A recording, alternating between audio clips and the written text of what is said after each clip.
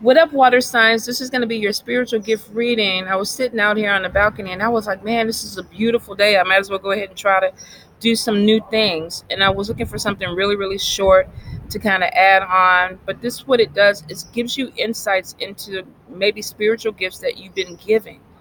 Um, it helps you look at maybe something that you're going through. For some people, they know that they're open, they know that there's certain things that they can do, but there are a lot of people that are still confused. Why do I feel this way? Why can't I do the things that I do? And for some of you, this reading is just going to give you a basic overview of what some of these gifts are. Some of you are going to resonate with them, some of you will not. Get in where you fit in with it. I feel like for a lot of you, and I am a Pisces moon, a lot of water signs are very fluid when it comes to visions and seeing things clearly.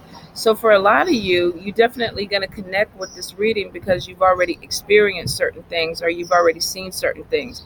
So let's get into it. I'm going to be using my spiritual gifts deck. It's a small little deck, but it's kind of on point about different connections with spirit. Kind of lets you know where you are, where you could be going, and if there are any obstacles to your growth. Let's see. Water sign, spiritual gifts. Water sign, spiritual gifts. All right, let me push this back a little bit.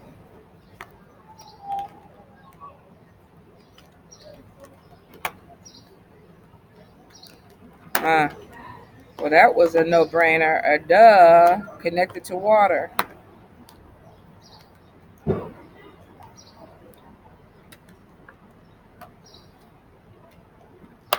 All right, let's get into it. Let me secure the cards. Okay, so water signs showing that you definitely are connected to water. Now, for some of you, this could even be connected to a spirit in water. And I think I saw this in Libra's reading. This could be Yemaya, La Sarin. This could be Mami Wata.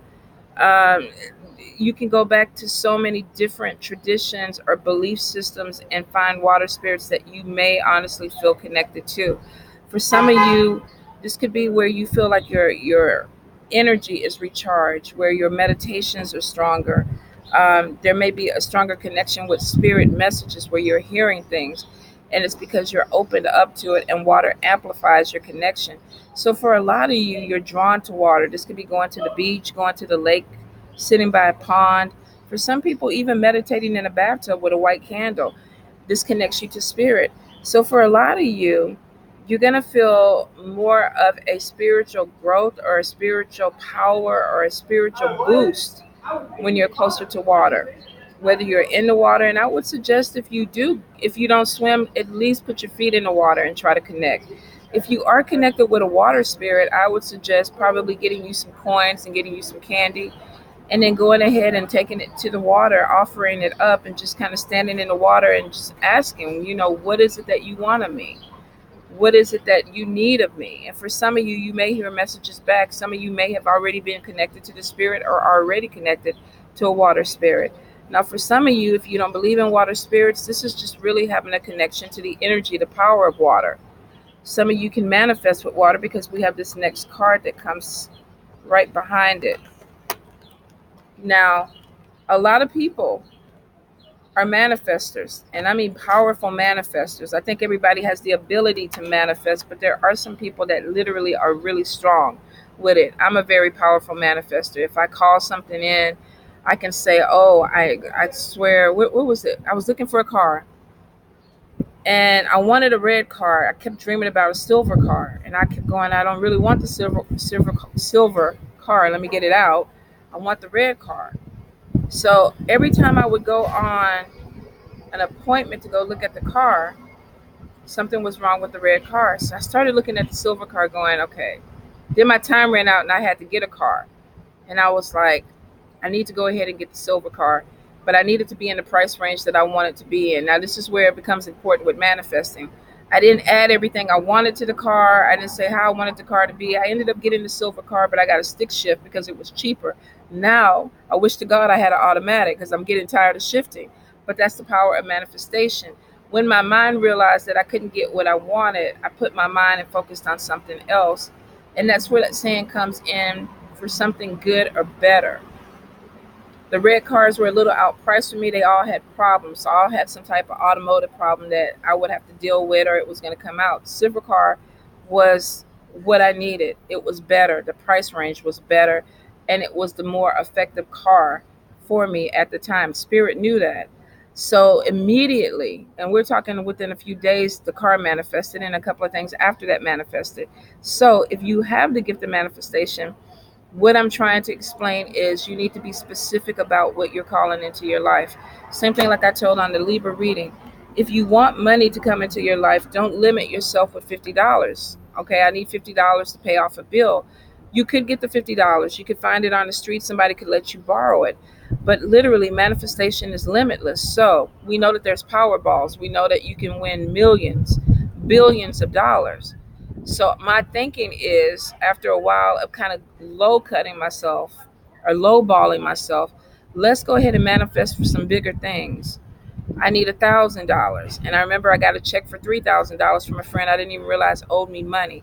So I start manifesting now. When I say it is mine, I also ask spirit for that or something better, so that it comes to me. If it comes to me in a better mode, then I'm good. I'm happy with that. But don't limit yourself on your manifesting, especially when it comes to a spouse. Don't just say, I want a man that likes dogs, that lives in New Orleans. You could get a crack addict that has a dog that's malnourished, that lives under a bridge in New Orleans. Spirit is like, I'm giving you, it's almost like the Uber or Lyft driver. You put that signal out there and they send you the closest thing in to pick you up. But maybe that's not the better thing for you. So when you manifest, make sure that you are on point, specific when you manifest. Now, for some of you, I definitely see there is a blood tie to, could be witchcraft, could be conjure, could be root work. They're different. But some of you may have a conflict with this. This is a bloodline thing. So some of you definitely are dealing with bloodline ties, where this is something that has been passed on not through generation to generation, but also through your bloodline, which means that your great great grandmother did it, your great great grandmother did it, your grandmother, your mother, your father, whoever it is, it was passed down. And the same thing with you. If you decide you don't want to open this gift up, it goes to your children. So for some of you, you could be dealing with knowledge, hidden knowledge that's coming in. You could have a curiosity about mysticism, occultism, esoteric magic, maybe something that you want to open the door to.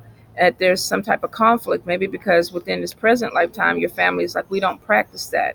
We don't want to do that. We don't connect to that. That's the devil. That's witchcraft. We don't, deal with it.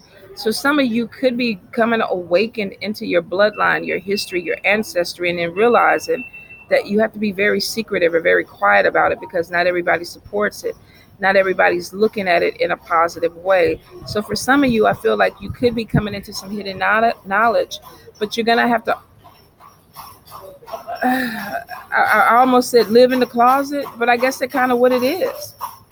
You may be keeping your stuff in the back of your closet. You may be having things under your bed in your little box because you can't put it out. Maybe you live with other people that you can't freely practice.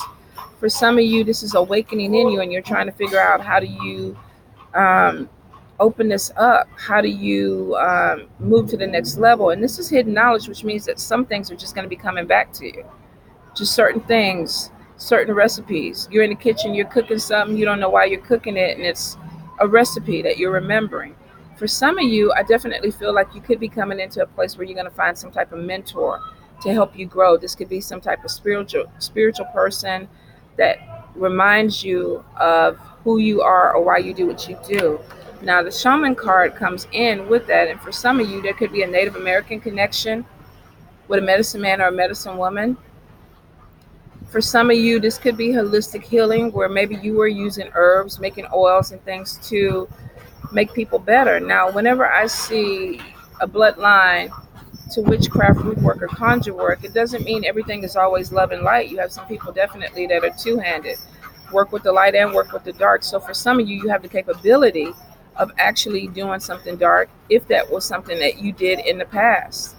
For some of you, that may not be your thing. You may be around here, boiling herbs and running with the fairies because that's what you did in a past life. But for some of you, I definitely feel like there is a connection that is going to come back to you where you remember who you are. Some of you are going to start researching and maybe pulling up more information, ancestry from your family. Whenever it comes to a bloodline, I always say go to your ancestors first. Go to people that are living, your elders first, then go to your ancestors. If you can't find everything that you need from your elders, because a lot of people, I can only go back to my grandmother, or all my grandparents are dead, or my great grandparents are dead. If you don't have that connection, then you go to your ancestors. You call them in and ask them, help me to remember who I am. Help me remember what I can do. And they will. It's one of those things when you ask for them to open it up, they will open it up. And for some people, they have opened it up and they didn't like it. They were afraid of it. There's nothing to be afraid of it. Your ancestors, if you ask them for guidance, that's what they give you. They give you guidance. So I see for a lot of you, you are going to be connecting with your ancestors. And for some of you, we see clairvoyant. Some of you are going to be getting messages in your dreams.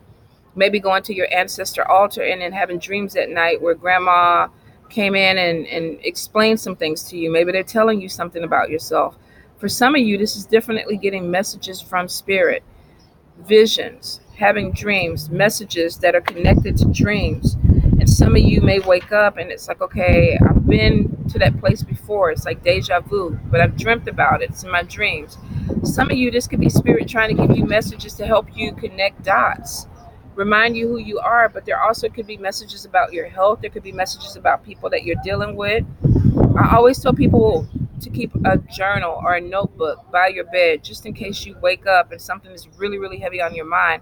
Jot it down. It may not make sense that particular day, but you could come back where it's like the next month or the end of the month. You're like, wow, I get this message. I understand what spirit was trying to tell me. So for some of you, definitely with clairvoyant is that you're picking up messages. Now, this could be within your dreams. Some people, this could even be daydreams where you're just walking down the street and you see something and it reminds you. A memory comes back to you. There's something that connects to you and you're like, okay, I get it. I remember this. And it gets you on the next track.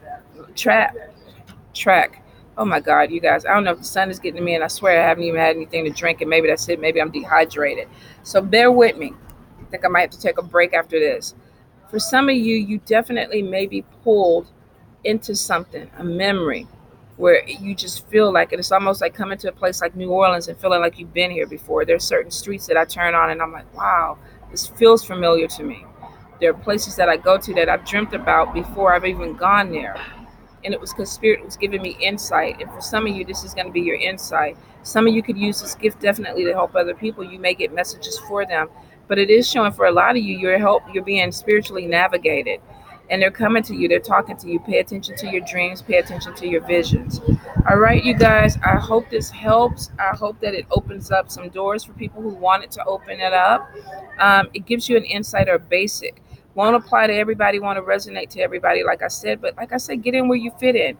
If it's something that opens the door and makes you research a little bit more, that's good for your growth.